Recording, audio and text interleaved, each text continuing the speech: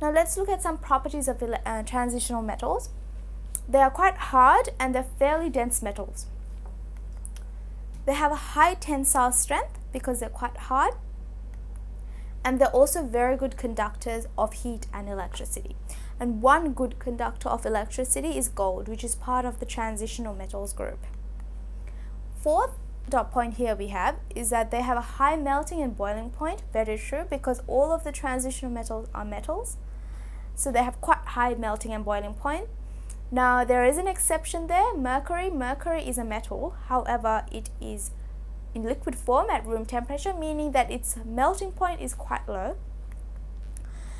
Fifth one, they are not as reactive as group 1 and 2 metals, so they're quite unreactive in comparison to group 1 and 2, which are quite reactive, such as sodium, magnesium. And 6, various valencies. So for example, we have iron 2 plus and iron 3 plus, copper 1 and copper 2.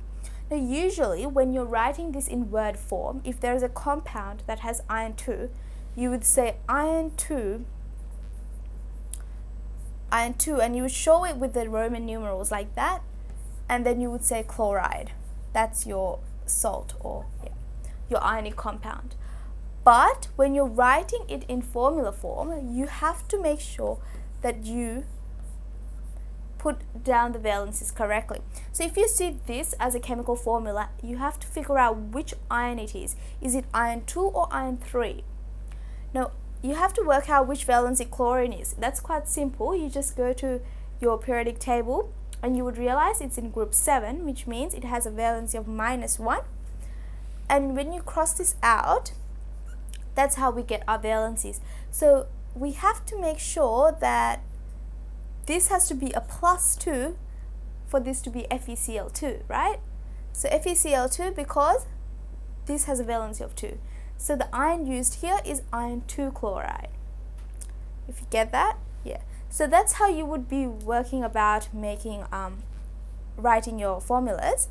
And you have to note that the valencies are not strictly given. You have to sometimes work it out using your formulas, or if it's indicated in your worded equation there. And they form colored compounds. So for example, we know copper sulfate. Copper sulfate is blue in color, so they form colored compounds.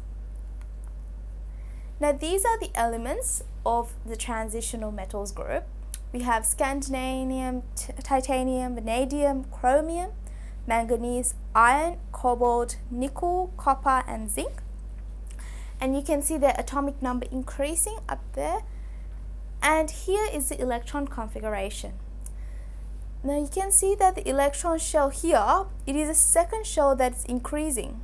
We have the second shell increasing here, but then it moves, as you can see. And then it's just the fourth shell increasing, but then moves back, and we have our second shell increasing and going like that. Now, as you can see, there's no definite pattern for our valency. If we take this, this has a valency of +2, and so does this. And this as well, but this has a valency of +1. Now how I'm working this out is from the last number here, because this is our last shell and it's a valence shell. So from these valence numbers, we can work out the valency of each of these. So as you can see, these are the valencies, and there's no definite pattern. It's quite random, but you should be able to work it out. If they give you electron configuration, you should be able to work out the valency of them, like that. It's quite simple.